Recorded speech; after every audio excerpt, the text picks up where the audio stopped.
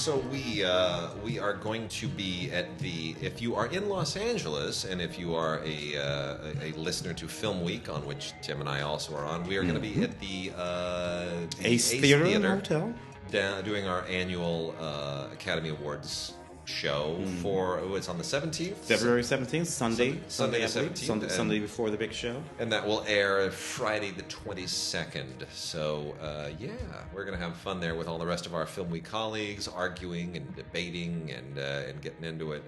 And who's going to win Best Picture? I still feel like Green Book, man. I'd love for it to be Star is Born or The Favorite. I'd even be fine with Black Klansman, but I still feel like Green Book is that mushy Oscar movie that's, you know, it's that thing of where the whole Academy votes for that one. It was. I mean, Rocky beat Network and All the President's Men. Yeah, you know, Marty won in a year over Picnic and The Rose Tattoo, in which Rebel Without a Cause and East of Eden and Blackboard Jungle weren't even nominated. Yeah.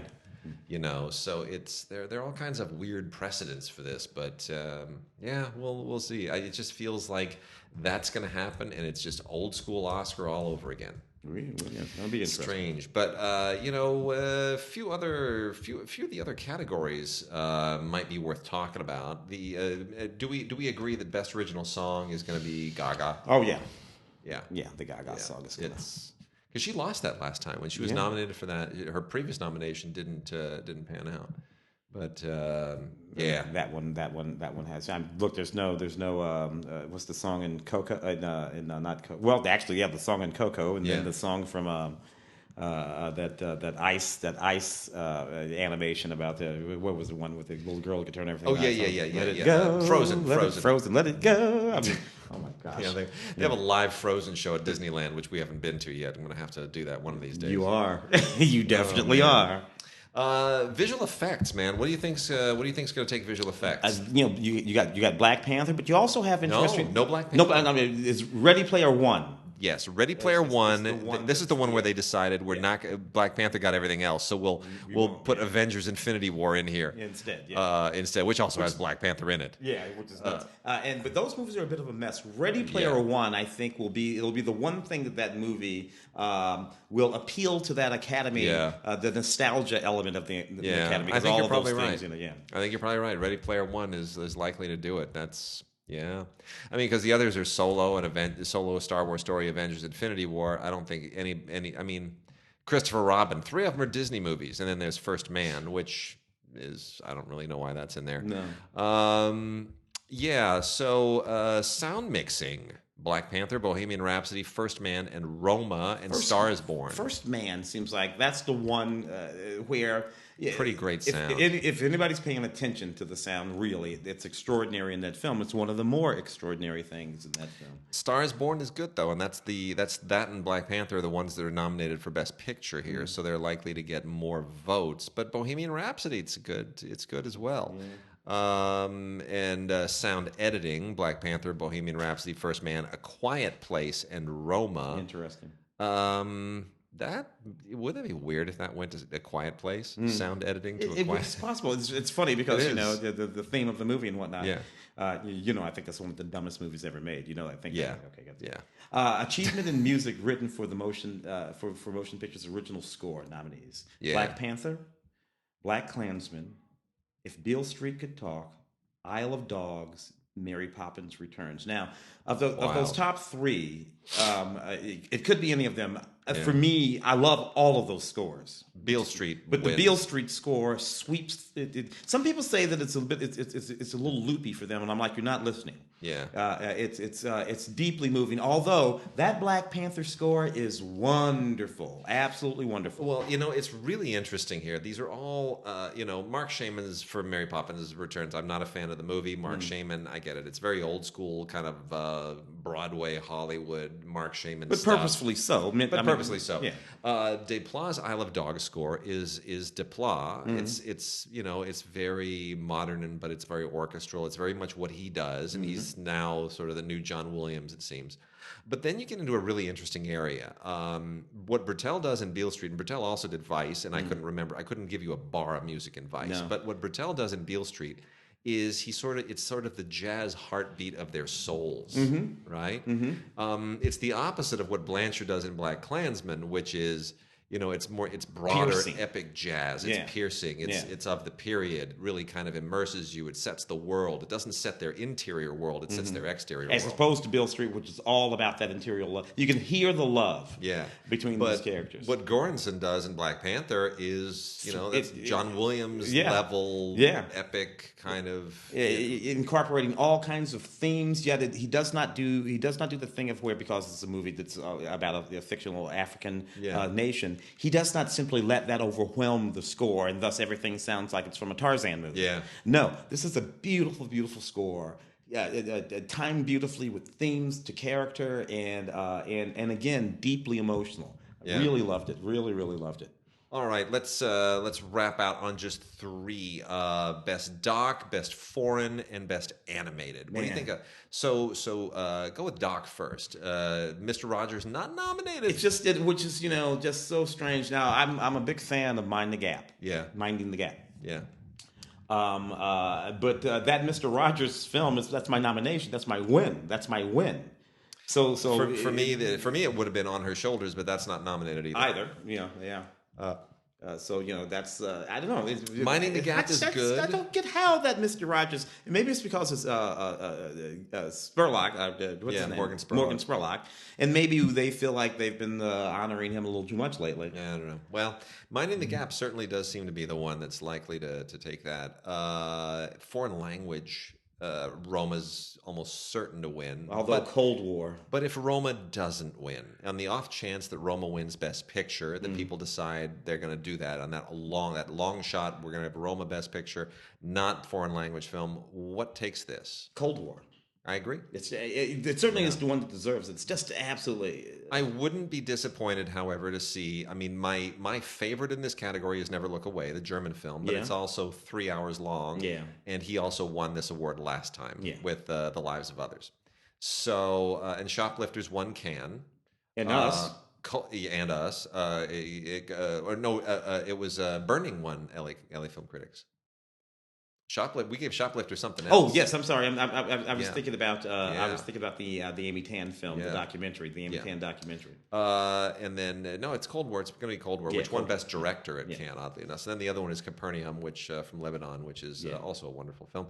And animated.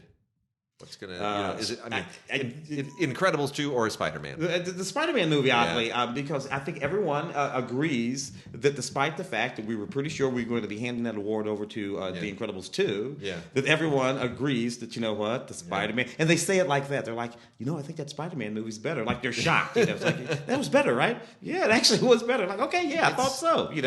Well, that's the thing. We've been to The Incredibles before, and it won the Oscar. Yeah. And it's a really good movie, and my daughter loves it. But when people walked into that Spider-Man movie, they were floored.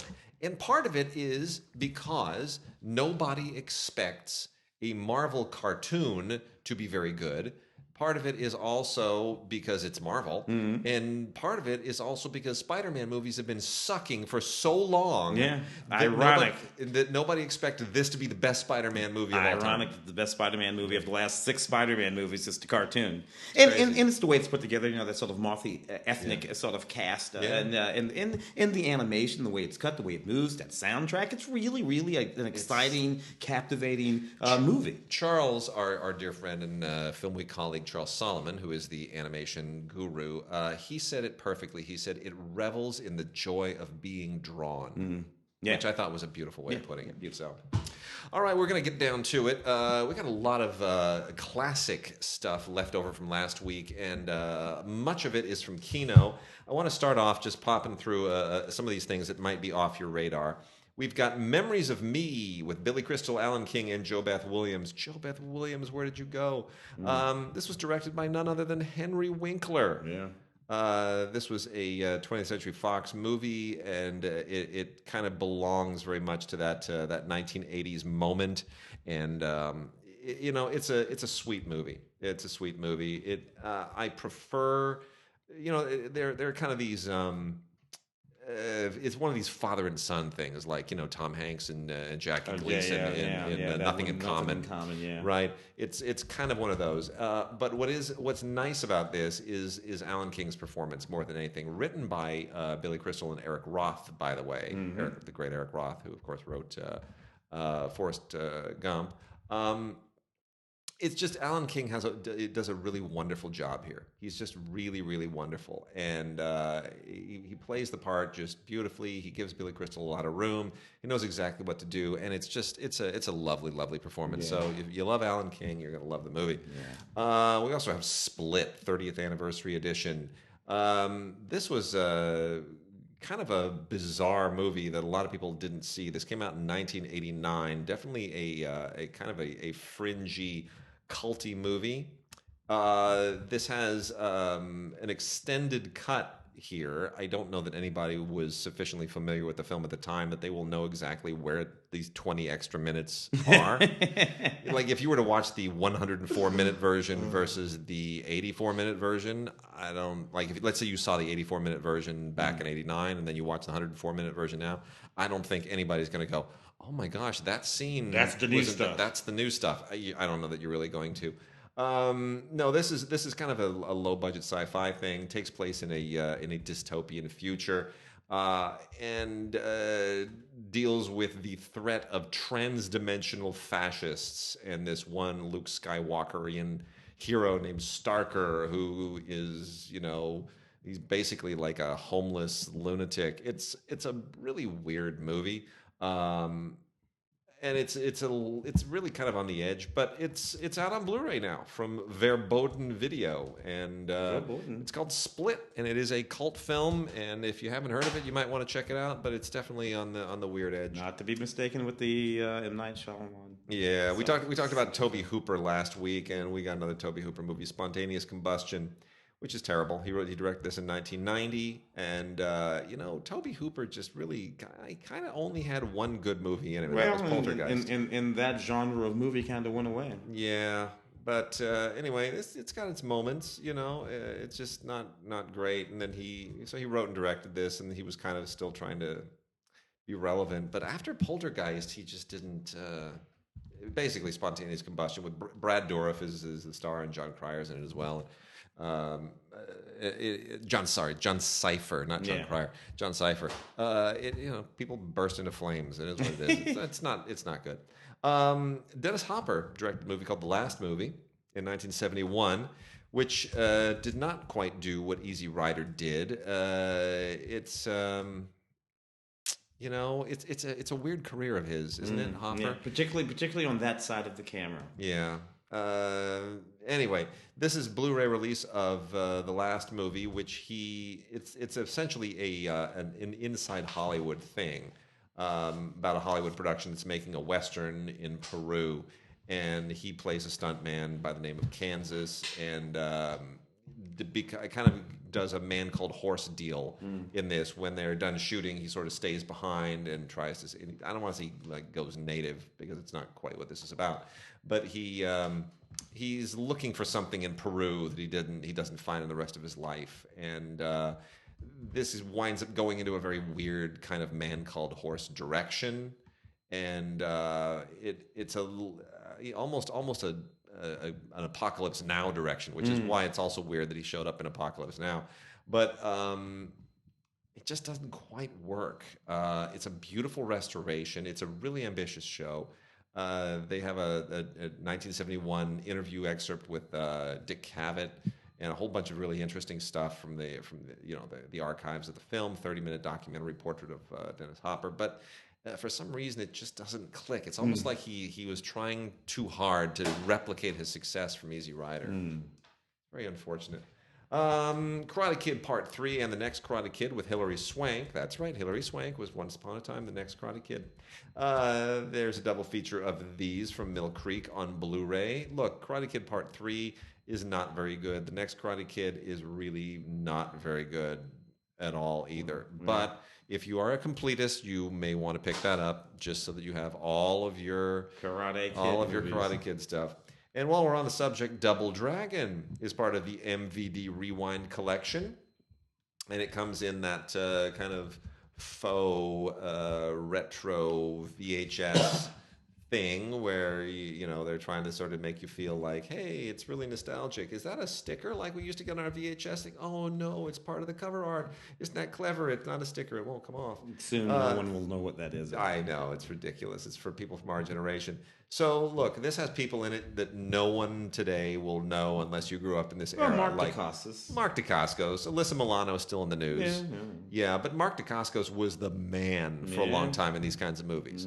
And even showed up in The Brotherhood of the Wolf, the French film, playing a Native American. Yeah, not bad either. So, not bad. So, but this was one of those martial arts movies from the 1980s and early 1990s era, and it's all right. It's it's based on a video game, and if you played the video game, you'll probably get a kick out of the movie. If you didn't play the video game, if you weren't into martial arts, you wouldn't really care at all. Robert Patrick, I guess people might have recognized him coming off of because he played the the Terminator in Terminator 2. Yep.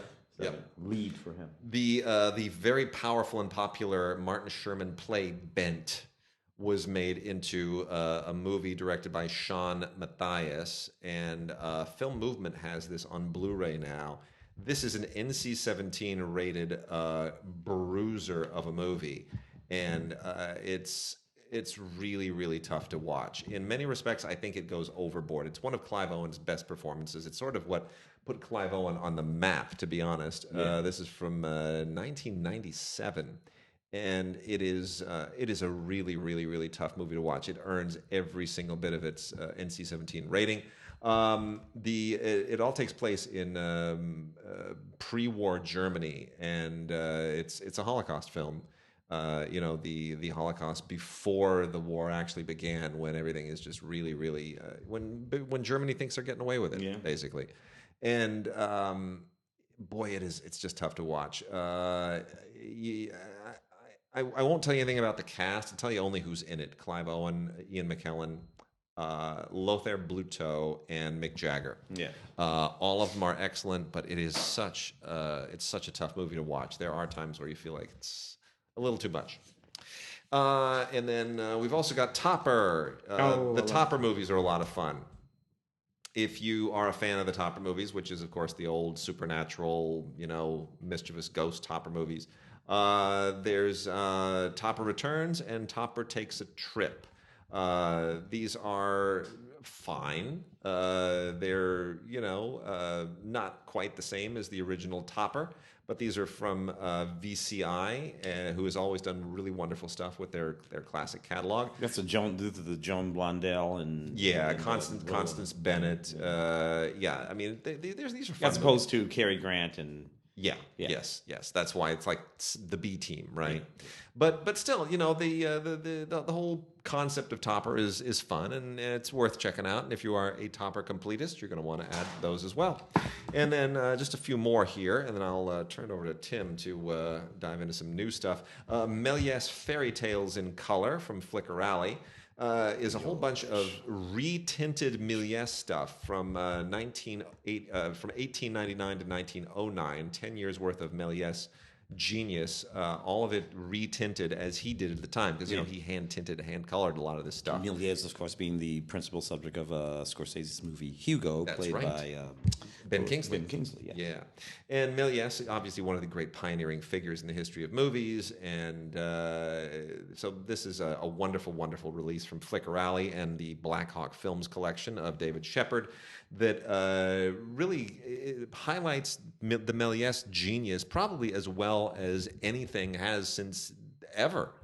Frankly, I mean, it's most of the time we're watching Méliès in just black and white, or maybe kind of sepia toned, but when you really add all the colors back in, when it's shown the way that Méliès intended for it to be seen, now you're feeling the soul of the man a little bit. It's not just his technique. It's very special. All of the elements are there as he intended. It's a different thing. Laurel and Hardy Comedy Collection is not a complete Laurel and Hardy set. It's just a collection of shorts and features and various other things. Some of them have just Laurel. Some of them have just Hardy. So it's in the wake of the recent movie with John C. Reilly and what's his name? Phoenix.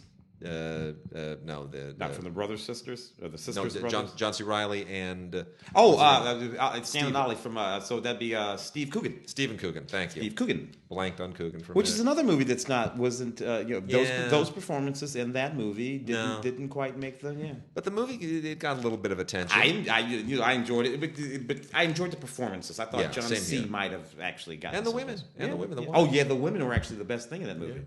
So anyway, you get a lot of nice little shorts here, stuff that is fun. Flying Deuces is very, very famous and popular. So is Utopia.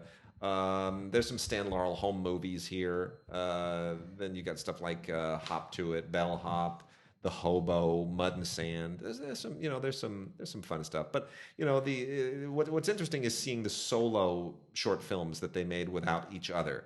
That's where you really kind of get a sense of why they needed each other. And it's not that the films aren't good; they're just different. Then the last couple here, really quickly, Henry Fonda and Joan Bennett in I Met My Love Again. This is from Classic Flicks. This is a 1938 film. It is only on DVD, not on Blu-ray. It is. It's not a great movie, but it's nice to see a young Henry Fonda and a young Joan Bennett kind of working out their acting chops, and at a very, very young early age, 1938. It's a nice film for people who are fans of these two performers to sort of see them really flexing their early acting chops. And then a couple from Shout Select. Suburbia, the Penelope Spheris film, which was sort of her last great film before she sold out and started making stuff like Little Rascals. I just don't understand the trajectory of her career at all. But Suburbia is really great. It looks at the punk scene in L.A. in 1980s, and I know that scene well. And man, does she capture it! Just nails it. And there's an audio commentary. But her film before that, The Decline of Western Civilization, was it was sort of all about that whole punk scene. Oh, it is. So it was like her thing. This was her thing. I don't know why she walked away. Yeah. It's weird. And then Little Rascals and lots of bad adaptations of TV shows. But she does an audio commentary here solo, and then she does another audio commentary with her producer and actress Jennifer Clay.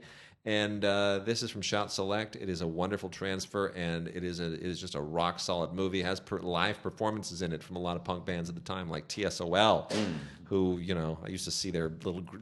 Kids I went to school with would write TSOL, like graffiti it, they'd etch it into desks. You'd sit down at a desk in English class, and the day before it was clean, and then suddenly somebody carved TSOL in it because they're punk, man. You're like, what 14-year-old brat would do that? At least come up with your own tag, man. Yeah, exactly. And then lastly, Dirty Rotten Scoundrels, which has gone on to be a Broadway hit, and now there's going to be a female version of it. And what's funny is the movie wasn't very good. Here's the thing about it. Frank Oz had a way with directing comedies at this time. What About Bob and A Little Shop of Horrors and a lot of other things. And the only reason this works is because Steve Martin and Michael Caine know that this is just a ridiculous movie, and they're milking it. They're doing shtick all the way through it. They're doing shtick all the way through it, and that whole thing with "not mom," it just. It's so overboard, but for some reason, the 3 or 4 moments that are funny are really funny, and the rest of the movie you just got to suffer through. Co-written significantly by Dale Launer. Dale Launer, who had a moment where his real claim to fame was the screenplay for My Cousin Vinny. So Dale Launer was a real comedy guy for a moment there in the 90s in particular, but I just don't know what happened to him since. So you going? Let's go for it. Go for it. Okay, newish kind of stuff. The Boy Down, some indie business here. The Boy Downstairs. Which is an interesting little sort of Tribeca Film Festival fave back in 2017, directed by Sophie Brooks. The Zoysa Mamet, who's, So the interesting notion in this movie is a young woman has its boyfriend, dumps him, moves away. She's gone for several years, moves back to New York, and inadvertently moves into the apartment directly above her former boyfriend. Yeah. And wacky hijinks ensue. It's a neat sort of notion, actually, and this movie is actually rather good, romantic and funny sometimes. Behind the scenes photo gallery and theatrical trailer on the Sophie Brooks film. A Private War, another film that I think we thought that maybe we might be talking about. Rosamund Pike, maybe. This playing Mary Colvin, the very famous war photographer, famously loses her eye and wore the eye patch. And, wore the eye patch, trudges on. This interviewed Muammar Gaddafi very famously, and really a legendary figure. Yeah. This is. I have really mixed feelings about this movie because it's so well made. Yeah. I mean, it's really, really well made, and her performance is about as good as you can do for a woman who's a bit impenetrable. Matthew Heineman directing. Yeah, he does a really good job, and I hope he gets other gigs. But the thing is, it's just not a very interesting movie. Yeah. It's just she goes here, she goes there, she gets and shot frankly, she's not a very likable character. I mean, the character who she's playing this real person, so I say character. So she's playing the character as the human was. Yeah, the human was kind of an ass. Yeah, it's true. Unfair. Because if it were a male character played the exact same way, I probably wouldn't have said that. It's true. So I just wish it were. There are just a few things that you could fix to make that a really interesting script, and they didn't do it. And we'd be talking about it now. Yeah. Bernie the Dolphin, a cute little family film about these kids down in Florida who find this baby dolphin who's sunburnt, and basically it's a kid in their dolphin movie. That's what it is. It's like any other kid in their animal movie, but it is sweet. Something we'll enjoy with the family. Behind the scenes featurettes on that Bernie and the Dolphin. Neat little movie. The Grinch, man. This movie just rubbed people the wrong way in every possible way. This was another case where we took my daughter because she loves the Grinch, and she's never seen the Jim Carrey one. She's only seen the original animated Chuck Jones, which is genius because it's the genius of Dr. Seuss and Chuck Jones brought together. And it's a classic. It's a holiday classic, and it's a half an hour, and it's boom, and you're in and you're out. Simple, flat 2D animation. That's it, and wonderful, wonderful narration from Boris Karloff. It's like three geniuses at once: Boris Karloff and Chuck Jones and Dr. Seuss, and it all came together, and that's why it endures. And in this, they went and they got Benedict Cumberbatch to do an American accented Grinch that's like not memorable. No. And I just don't. And it's too long, and they round the story out with all this other stuff. All kinds of stuff. They give Cindy Lou Who dialogue. Cindy Lou Who was like 2. She didn't do any dialogue. And they sort of pump up the dog story, and of course there's the extremely highly resolved 3D animation, none of which I liked. This though is packed with all kinds 4K. of stuff. 4K, yeah, it's packed with just about everything you can possibly think of on it. There, aircraft carrier, Guardian of the Sea, 21st century. It's just a doc about the amazing thing we call the aircraft carrier. Yeah, which is an amazing thing. You've been on them. Well, I was stationed on the Enterprise. You were stationed on the Enterprise? I was stationed on the Enterprise when it came out of San Diego. What year was that? 1980. So in 86, in 86, I toured the Enterprise. Oh, yeah. because I was living in Toulon in France, which is a port, and the French they'll have their aircraft carriers, which look so impressive until the Enterprise comes in, and it's like the United States. It's like the United States coming in and showing off, and I go, hey, here we go, we're American, and you realize, oh my gosh, that French aircraft carrier is puny. It's like putting a bicycle next to an 18-wheel truck. Oh, there were 3,000 people on that aircraft. But on our aircraft it carrier. was we met 5,000. We met a bunch of the we go to this little tavern down the street to watch World Cup games, and met that was the year that freaking Argentina beat Germany in the final. Hand of God, Maradona, and met some of these shop stewards from the Enterprise, and they were like, "Hey, come on down." So they invited us on and that's where I saw Better Off Dead with John Cusack. Because they got all the early movies, right? Because that's one of the things Hollywood. An aircraft carrier is like a city. It's unbelievable. Very often, you could be on an aircraft carrier for a long time. I wasn't on the aircraft carrier long because I was actually just escorting a bunch of F-16s. So I was actually in the Air Force. I was in the Navy. I was in the Air Force, but I was attached. Yeah. And you could be on that aircraft carrier for weeks, right? And then you go into port someplace. We went into Busan. Yeah. And you get off the carrier and you're roaming around the city and you meet people. Yeah. And you say, hey, what boat are you on? I'm on the Enterprise. You're like, you are? I'm on the Enterprise. I've been on the Enterprise for 3 months. I've never seen. But you could do that. You could spend a tour on that boat and never meet everybody. It was mad. I mean, we got the full tour of it. The whole couldn't go up deck because it's too dangerous. They don't let you go up top. Yeah, that's where the catapults for the it's off limits. It's super hoop. Like people get severed in half if a cable snaps, it'll cut your body in half. But it's really dangerous up there. But we were on the deck below where the planes are before they lift them up on those giant elevators. And the thing I didn't realize is that there are like 10 basketball courts, full-sized basketball courts down there, so that if the planes move, you can pull down these basketball hoops, and you can have like a whole a full-sized game there. Yeah. It's crazy. Because fighter jets take up a lot of space. It's amazing. So I mean, it's a great documentary, by the way. I mean, seriously, a aircraft carrier is a marvel of engineering. Yeah, a floating city is what it is.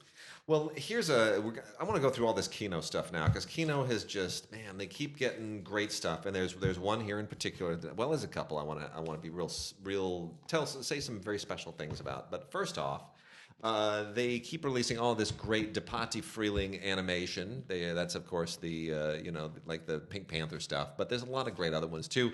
And they now have the volume 2 of that, which includes Sheriff Hoot Kloot, The Dogfather, The Blue Racer, Mr. Jaw, and Crazy Legs Crane. These are the things. And Mr. Jaw, of course, is probably the most famous outside of Clouseau and the Pink Panther. But this is great stuff. It really is fun, and most people don't know all of these necessarily. They only know the Pink Panther stuff. So it's nice to discover all of that. And that's all been released before, but it's now boxed into a volume 2. And then, as far as the Pink Panther stuff, continue to get it on Blu-ray. Fantastic. I just hope they put this all into a box set, a complete box set at some point, because this may be the end of this year, because it would be great. Really, really great to have all of this finally. We've got Volume 3 and Volume 4 now of the Pink Panther cartoons. Volume 3 covers 1968 to 69. Volume 4, 1971 to 75. And there are some really, really terrific shorts here. The Pink Panther shorts are so good. And this is when, UA was a giant in the world of animation. Yeah. It totally captures that 60s and 70s period, and in Blu-ray, it has never looked sharper or more colorful. It is just absolutely beautiful. My favorite, I think 3 of my favorite Pink Panther cartoons are here. On Volume 3, they've got G.I. Pink. Pink is a mini splintered thing, and Think Before You Pink. And then the other 2 that I really like that are from the later period are Pink Streaker and Pink Blue Plate. So those are really, really fun. They're on these 2 volumes, and highly, highly recommended. As for Kino's other stuff, this is a box set that is so perfect for the moment, and cannot highly recommend it enough, because it's everything on here is deserving. Pioneers, first women filmmakers. Everyone seems to be ignorant of the fact that some of the earliest, most successful filmmakers in Hollywood, screenwriters, directors, were women, and did amazing, amazing work in the silent period in particular. This covers 1911 to 1929 and the work of people like Lois Weber. I got to tell you, I actually teach a course on that. Yeah. And it blows people away when I start talking about and showing them Lois Weber there, who by the Cabbage Patch Fairies. Yeah. That scene she does, 1920 whatever. She's butt naked in this scene, yeah. right? Which is extremely daring. Yeah. Alice Guy Blaché, a little French Peruvian filmmaker who was there with the actual Lumiere brothers. Yep. On that train platform when they filmed that train coming into the station at Lyon, which is some of the very first footage ever filmed with a film camera. Alice Guy Blaché was right there. If I know women, she probably told them, you know what, you probably want to put that camera over here. That's how. Yeah, for sure. They've got Grace Kennard, Alla Nazimova, Mabel Normand, by the way, who, Mabel Normand was the one that schooled Charlie Chaplin at the very, very beginning. I mean, gave him her timing was impeccable. It's a wonderful box set. 25 hours worth of stuff here. You get a booklet as well. It is absolutely wonderful. Ruth Ann Baldwin, figure probably a lot of people have never heard of. Elsie Jane Wilson, who made The Dream Lady. Ida Mae Park, who made Bread. These are all really, really significant figures. Frances Marion, Song of Love. Frances Marion, just another really legendary figure. A number of Asian women, more than a few black women, Yeah. also show up much earlier than you would think. Anyway, in this sort of Me Too movement where we're talking about women directors coming back to the fore, it is worth it to be reminded that women were in some of the most important positions in cinema at the beginning of cinema. Yep. So there you go. So now we're going to roll through the rest of the studio classics that Kino has released recently, and the first one I want to get into is Cabin Boy. Yeah. Now, Cabin Boy, I saw this with my wife and my sister-in-law, and we all thoroughly enjoyed just how ridiculously stupid it is. This is the Chris Elliott movie. It kind of ended Chris Elliott's film career. I'll say it's just dumb. And David Letterman's. I think that's the only movie he ever appeared in. But what is important about this? What's really important about this movie is this: this is the year for which David Letterman hosted the Oscars. Yeah. That's why David Letterman hasn't been back. I still thought he did a great job. Yeah. But he was no Johnny Carson. The best part of that Oscar show was the "Do you want to buy a monkey?" Because there's a scene in here. David Letterman's scene in here is a totally hammy scene where he says, "Do you want to buy a monkey?" And then, in order to make fun of himself, he did a montage of all of these actors reading that line. And I think it has Patrick Stewart in there saying, "Do you want to buy a monkey?" And the only one I really remember is Martin Short screaming it, "Do you want to buy a monkey?" He's yelling at the top of his lungs. I laughed so hard. I was in tears. In tears. No one else thought it was funny. But anyway, Cabin Boy. You had to have seen the movie. Here's what they did. They did the artwork up on this slipcover. They gave it a slipcover, which is great. Same artwork as what's underneath. But the slipcover has kind of a classic Captain's Courageous 1940s artwork on it. And it's done like a classic old movie. And it says, "Chris Elliott, Cabin Boy, the contentious classic that angered a nation." Anyway, loads of extras here. Audio commentary with director Resnick, Adam Resnick, and Mike Sachs and Chris Elliott. Also an interview with Chris Elliott and Adam Resnick, and archival cast interviews from the EPK and audition tapes, and some fun stuff. Andy Richter's audition tape is actually quite. Of course, Chris Elliott had been running around the David Letterman show for forever. And his dad is Bob Elliott of Ken and Bob, the legendary radio duo. So. That's a lot going on. Here's a weird one. The Great Scout and Cathouse Thursday. This is such an odd movie. I had forgotten this even existed. This is from 1976. It did not do particularly well at the time. Directed by Don Taylor, written by Richard Shapiro, with a cast that you would think is to die for. Lee Marvin, Oliver Reed, Robert Culp, Elizabeth Ashley, Strother Martin, and Sylvia Miles in The Great Scout and Cathouse Thursday. So it's kind of a Western oddity is what this is, and it takes place in 1908, kind of the end of the Western period, but it's still, in Colorado, 1908 is sort of still the Wild West. It's the end of the frontier, one might say. And boy, it's really bizarre. It's part Cat Ballou, part Lee Marvin also, part Treasure of the Sierra Madre, a little bit. Yeah, it's a weird. Young Kay Lenz in that movie. I love stuff like that. Sonny and Cher in Good Times, directed by directed this? No, William Friedkin. Get out of here. Get out of here. Well, you know what? Everybody always forgets that. Something to be said for the, 1967, William Friedkin, 4 years before he would win an Academy Award for directing The French Connection. That was 73, so that was 6 years. 6 years before he would win an Academy Award for directing The French Connection.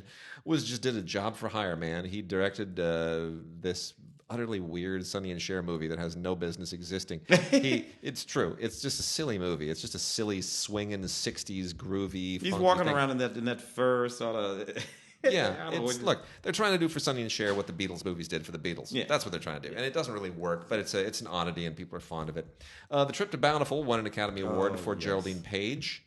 Rebecca De Mornay is also wonderful in this, as is John Hurd. Look, it's a wonderful movie. It's just a wonderful movie, and it's a classic. It still survives. I don't know why director Peter Masterson hasn't gone on to have more of a career. It really relies on the writing of Horton Foote, who did a screenplay from his own play, and it's just a sweet. It's about an old woman, on an essential kind of last life journey, and Geraldine Page deservedly. There's a moment there when those movies were a thing, and you had that, and in Whales of August, and even to a certain extent, I suppose Driving Miss Daisy was quite lovely. Gold is a bit of a weird Roger Moore, Susanna York movie with Ray Milland and Bradford Dillon and John Gielgud in it. This is a kind of in 1974 thing for Roger Moore to do between Bond films, really.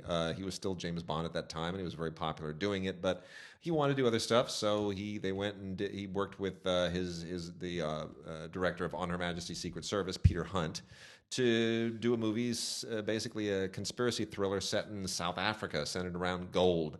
And it's fine. It's very dated. Moore is cool and suave, and Susanna York is beautiful, and I don't really know what else there is to say about it. He got the sweat in that movie. Unlike in the Bond movies. I love Trapeze. Oh, yes. I love Trapeze. Burt Lancaster, Tony Curtis, and Gina Lollobrigida. Look, it's a soap opera set against the world of circus trapeze artists. And 1956, man. I saw this thing 100 times when I was a kid, over and over and over.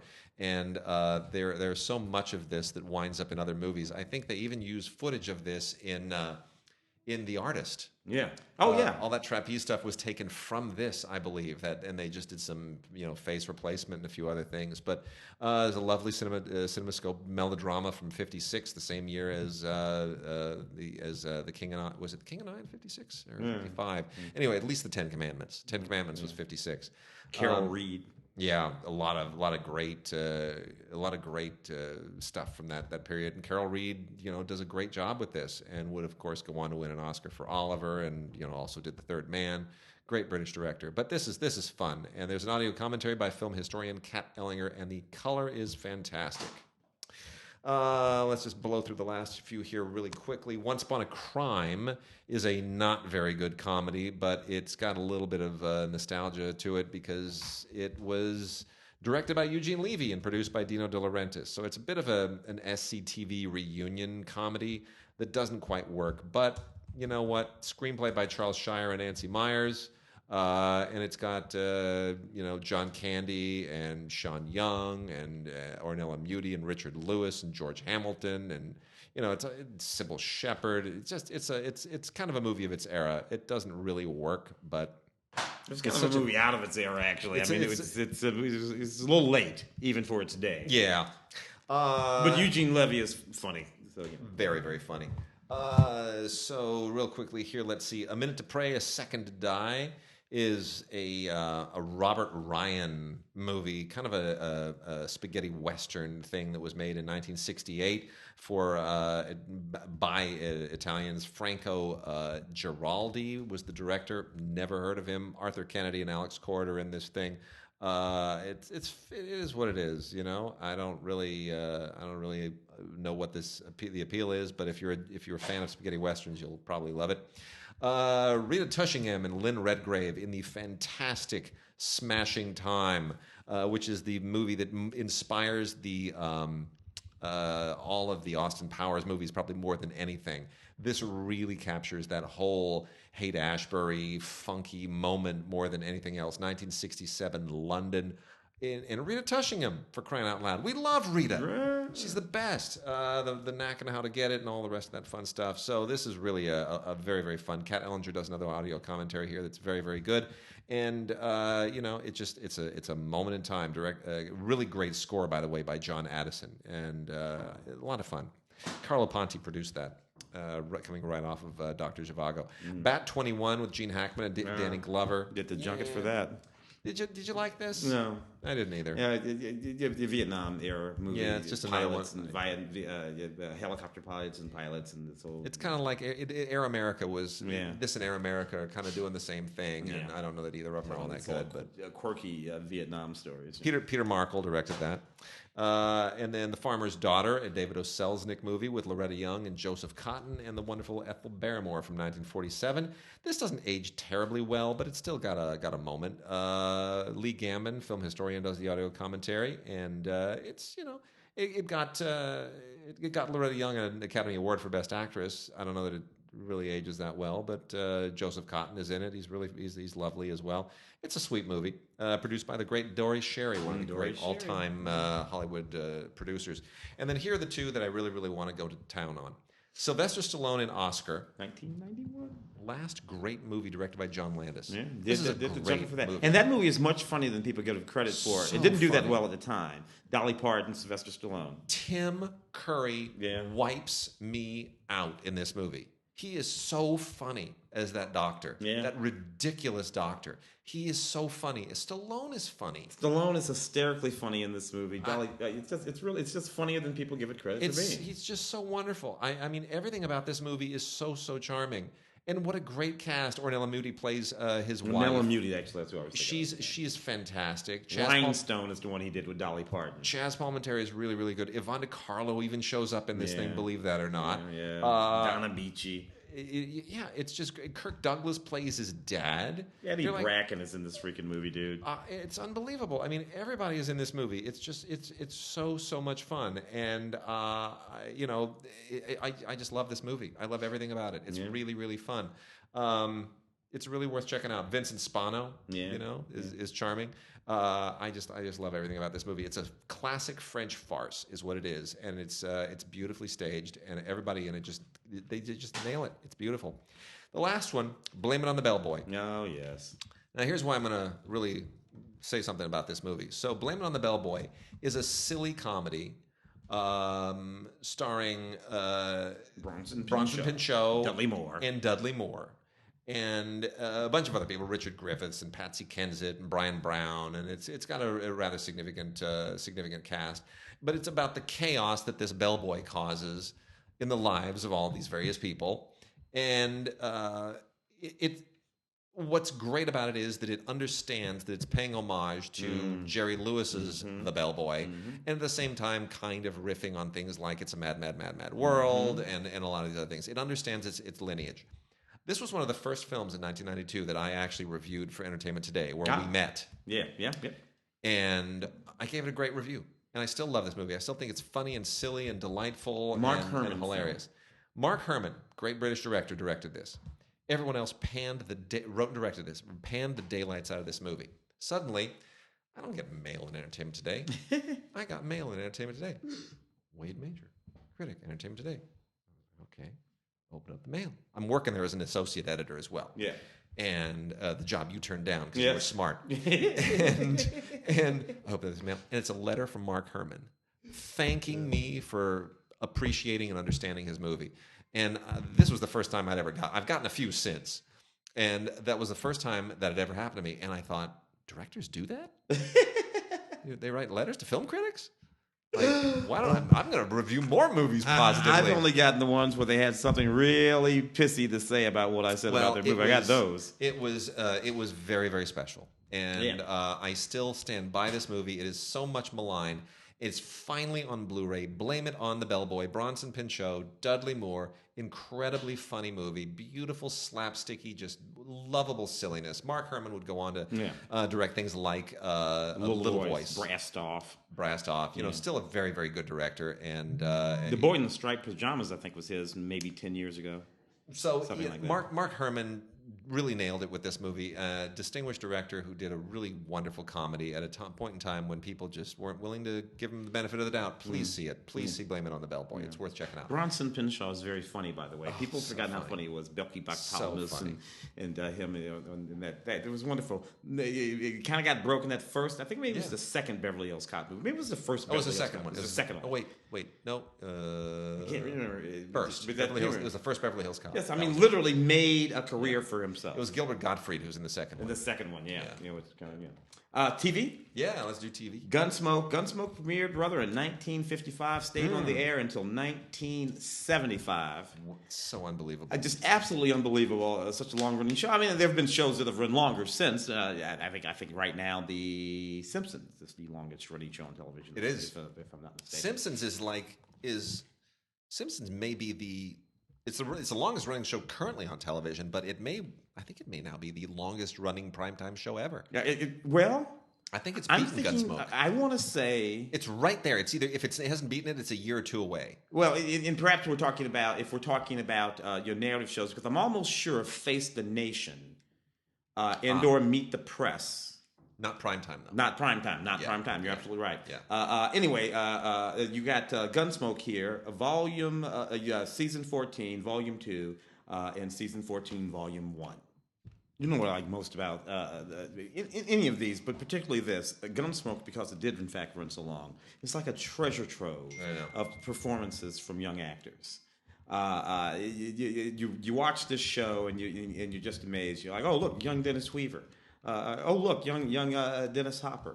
Oh, look, young William Shatner. It's the same for all those shows from that era. Yeah, Linda Evans, you name it, they pop up. Here's the beef that I have with the Gunsmoke releases. They keep releasing each season in a volume 1 and 2, even though they're releasing them on the same days now. Oh. They won't release them in the same. They won't just do the whole season. They won't do. They still won't do that. But that was back when they would do 30 episodes. Yeah.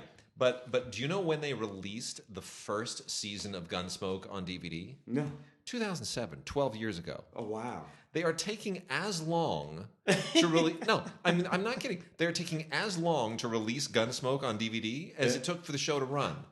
Just stop that. Just release it. Just release the whole thing, man. Come on. I don't know. You think you're teasing. I don't think Viacom's bottom line is being bolstered by the releases of Gunsmoke on DVD. Oh, that's amazing. Come on.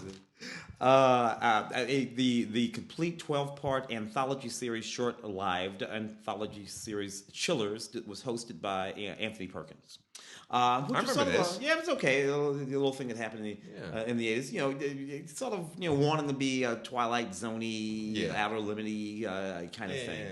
It didn't quite make it. But a few interesting things, including one adaptation of the series itself is based on adaptation of Patricia Highsmith's Strangers on a Train, The Talented Mr. Ripley, and all of these kind of stories.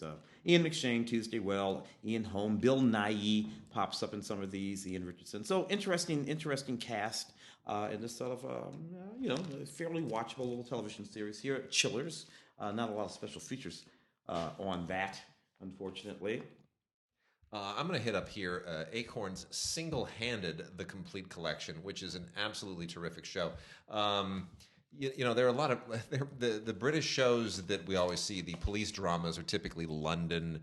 Occasionally, they'll go kind of into the countryside, and we'll get something. The cops and murder in the countryside. There's a few of those. What I really really like about Single-Handed is that it's Irish.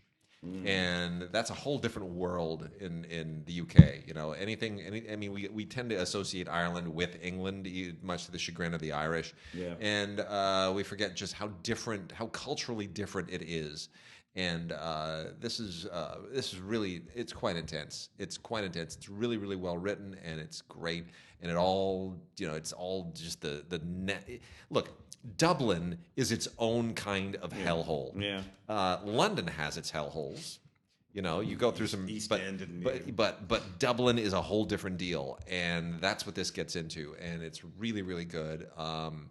The actor here, Owen McDonnell, plays Sergeant Jack Driscoll, and he's the guy that this all kind of centers around, and it's just this is a guy who comes from a small town, and now he's immersed in this horrible world of urban crime, and it's so well done. It's just so well acted and so well put together. It's a great show. It's kind of this is what UK area, Irish and UK television needs to be. Single-Handed, The Complete Collection, really really good.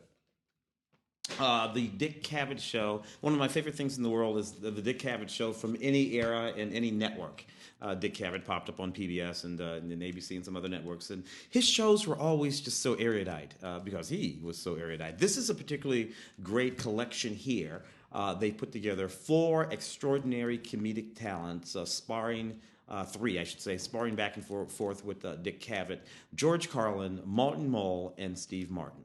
Appearances on the Dick Cavett Show. You just can't. I mean, you just can't do any better than that. The great thing too about Cavett was that he a lot of hosts, Johnny Carson among them, and this is not a slight against them, but they would let the comics on and they'd let them just roll. Yeah, like when you saw Robin Williams on Carson, you knew it was just going to be Carson sitting there watching Williams do a performance. Yeah, he became the audience. He became the audience.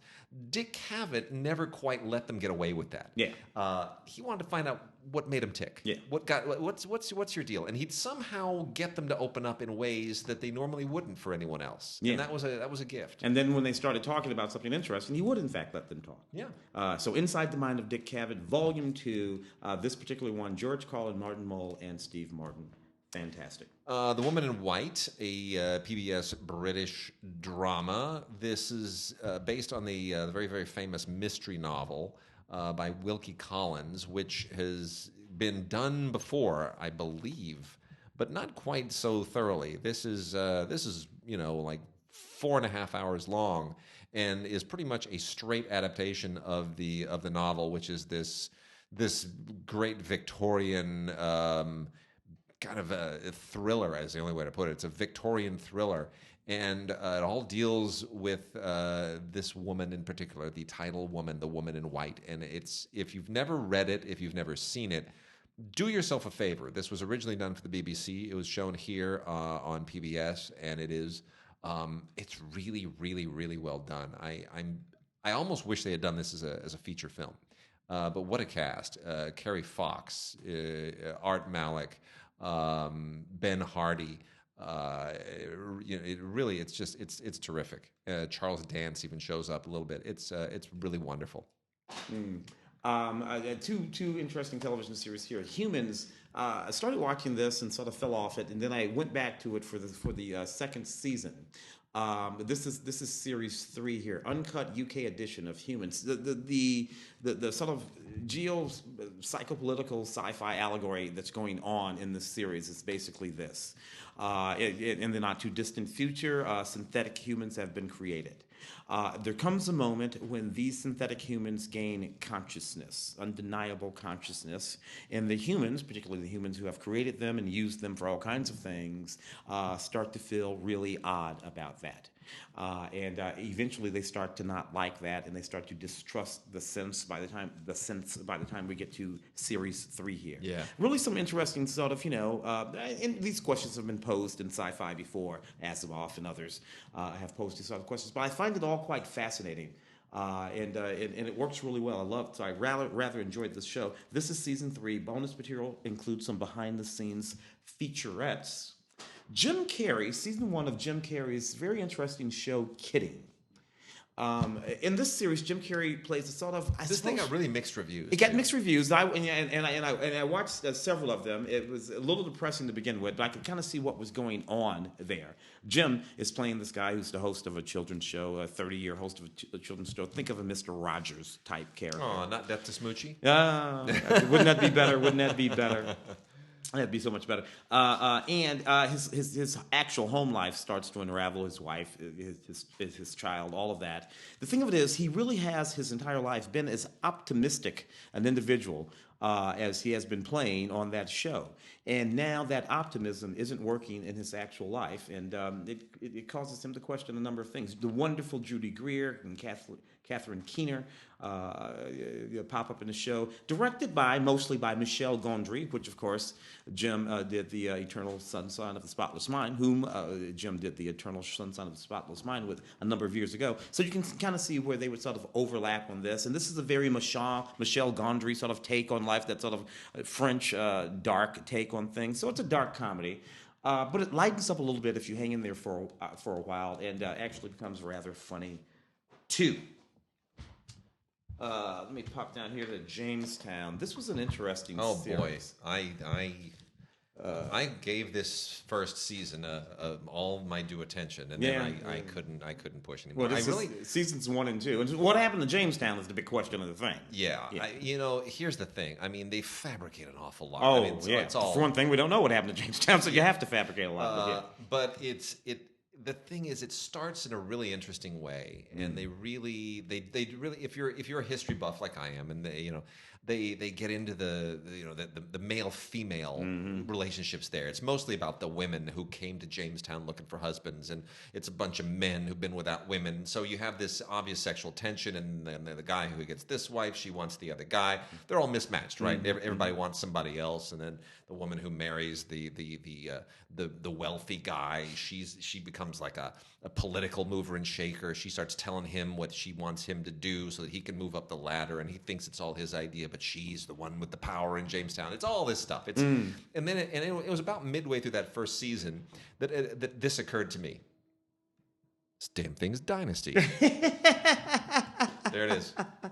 It is. It's a dirty version of Dynasty. Dynasty set in 1619. That's it. For 12 years, for 12 years, there were only men. Interesting stuff. Yeah. Jamestown. From the makers of Downton Abbey, though. Interesting. Well, yeah. But some of the producers of Downton Abbey. Put it that way. Yeah. Julian isn't involved. No, Julian Fellows had nothing to do with this. I'm really what happened to his new series? He's got a new series on the Gilded Age that's supposed to be premiering on NBC. I thought it was going to be premiering this last year, but maybe it's later this year. Maybe it got bumped a little bit further. Because he writes every episode. Yeah. That's the thing. There's no writing staff. Man. It's kind of amazing. Let's see. Where are we? 800 words. Season 3, part 2. Season 3, part 2. Another interesting sort of family-oriented series from Acorn TV. Look, this is good family drama type stuff. It reminds me of a lot of stuff that used to pop up on television in the 80s on network television shows like Family, and 8 is Enough, and Party of Five, all of that kind of stuff. In the context of the show. But it's fairly decent stuff. Set in Australia, just happens to be set in Australia. 8 episodes, 2 discs sets. Not a whole lot of special features, but if you're into Australian family dramas, 800 words will get you there. Season 3, part 2. Also, all 9 seasons of The Game, which I never really watched when it was on TV originally. Me neither. Paramount show for CBS. And it blows me where that show was on for 9 seasons. See, that's the thing. It freaks me out that how some of these shows just hang around for a decade, and I'm not even remotely aware of them. Like if somebody had said to me, you heard of The Game? Yeah, I've heard of The Game. It's what, the 2nd season? No, it's 9th season. It's like, wait a minute. How is that even possible? Yeah. Well, sometimes these shows exist. I mean, when they were all on network television, it was impossible to miss them. But if something's over on Showtime, or Stars, or HBO, or wherever, and it's not in that block niche of programming that you watch on it, you will lose it completely. This is nothing but a soap. Remember how? Okay, we just said that was Dynasty set in the 17th century in Jamestown. Yeah. This is Dynasty set in the world of professional football. Yeah, and with their wives and all that kind of stuff. That's all it is. Look, Mara Akil built herself a career out of this, and that's kind of great. But other than that, that's not a show. Yeah, it's not. Well, anyway, it's got all kinds of special features. If you're a fan of the show, you're not going to care what it is. Yeah. Let's see. Got. I guess just a few anime things here. Let me blow through some of this. Made in Japan, the Made in Japan line library has a bunch of great stuff that just came out recently through Funimation. This is really wacky youth-oriented comedy, but Den-Noh Coil. That's DEN-NOH and then Coil, COIL. Complete collection.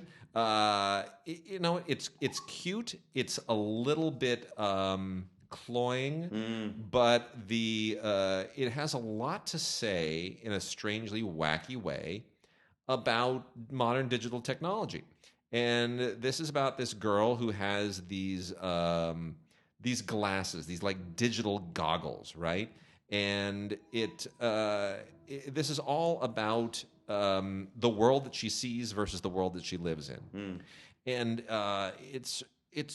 and it gets into like these kids who are, they're hackers, and it really has a lot. It's quite interesting what the comments it makes. It's kind of all couched in sort of wacky, youth-oriented Japanese digital youth culture, but it's got stuff in it that's much more wise and sound than that. Goes a little deeper. A little more adult is Human Crossing, the complete collection. This is a standard definition on Blu-ray. They go out of their way to make sure that they point that out, and it kind of looks like it. I'm not sure why they did it that way, but it's not the it's not the best. It's kind of it's very strange. Anyway, it's one disc, 13 episodes, and gosh, I really wish they had done something better with the imaging in this. It's because otherwise the artwork is very, very sharp, and this is also kind of a I want to say it's a little bit like Babel, the movie Babel. Yeah. It looks at all of these interconnected lives in Tokyo, and it's kind of this elaborate tapestry and collage of modern life, and what Tokyo and how Tokyo ties people together and tears them apart. It's very unusual for animation, but it's really quite well done, and it's based on this very famous manga. And if it looked better, I would really highly recommend it. As it is, it's kind of with reservations. Also, standard definition on Blu-ray. And I don't know why they do this, but they do. So it's a made in Japan thing. Are these two? I'm a little bit less enthused by. Xabungle, Xabungle. This is a 50 episode plus a movie thing that doesn't really. It's a very unusual anime. It's robot oriented. It's like kind of Transformers, giant robot, get to robo oriented. It's that world. Takes place on the planet Zola, and this very elaborate universe that's written for this planet, and focuses on this crime, this particular crime, in this one character's family, and it's like a kind of a precursor in some ways to a lot of the space operas that have come since in Japanese anime, but it's odd. It's definitely kind of on the fringe. This one's a little better. Hataraki Man, Hataraki. Really, really inventive animation. Also does not look anime-like, but it's really, really, really well animated. This is all in the publishing industry, from the point of view of a woman, and it's got a lot of social commentary in it, like all the rest of these made in Japan things. It's quite interesting. You realize that much of what's going on if you're a woman in Japan is the same thing that's going on if you're a woman in the United States or anywhere else. And then a terrific boxed set of Patlabor, the movies in the OVA series and the original television series. Patlabor, the Mobile Police. This is one of the best cyberpunk things that they've ever done in anime, and it's a wonderful, wonderful box set. And if you're a fan of Robotech or Transformers or anything, all the way back to Geta Robo and Getaiga and Space Cruiser Yamato and all the rest of it, Metropolis. Wicked City. This is right in there. This is one of those legendary. This is just one of those great anime series. So this is everything. This is the complete deal. Everything you ever want from Patlabor and the Mobile Police in one box set. It's really great. Check it out. Tim, are we? Gosh, it looks like we're about done. Should we? We've delayed this for a couple of weeks. Let's tell everybody what's out. Miss Jane Fonda. People forget sometimes that in the early 80s, Jane Fonda, as well as still being a movie star at the time, was known as a guru of fitness. And she did all of these videos on VHS, a thing called VHS back in the day. And actually, she was quite an expert on the stuff. She looked fantastic. It kind of looked fantastic her entire life, but even well into her 40s, she was still looking great, and she was able to make a series for herself of these fitness DVDs. Fitness VHSs at the time that are now on DVD. And she would basically just work the whole body. So we have Jane Fonda's workout series here, two separate DVDs. The first one, lower body solution, abs, buns, and thighs. Jane great. In a perfectly flammable leotard. And let's just be clear. We're not recommending these because we think somebody needs some exercise videos. This is sheer nostalgia indulgence. Yeah. Jane Fonda in neon leotards exercising with a lot of... hey, but look, you know what? I'm sure they're getting a pretty good workout, too. And the lean routine workout series, ultimate fat-burning workout for everyone. Jane Fonda, an iconic figure. In more ways than one in her life and career. I mean, interesting. Jane Fonda, Hanoi Jane. Back in the '60s, she was Hanoi Jane, right? And then she became a workout guru. And then after a while, she became something of a movie star again. Yeah. Jane made a few very important movies. Such a weird career. And then she married Ted Turner, and went hardcore, sort of like evangelical for a minute there. Yeah. And nice, interesting life there. Jane. She's lived 20 lifetimes, and they're all interesting. Yeah. All right, with that, we are done, and hang in there. And if you're in LA, try to go to the scpr.org site and see if you can get some tickets to come and see us on the 17th at the Ace Theater downtown. We'll be with our other Film Week colleagues talking about the Oscars. It'll be a good time. Lots of clips. It'll be better than the Oscars. I can promise you that. I promise you that. Our show will be better.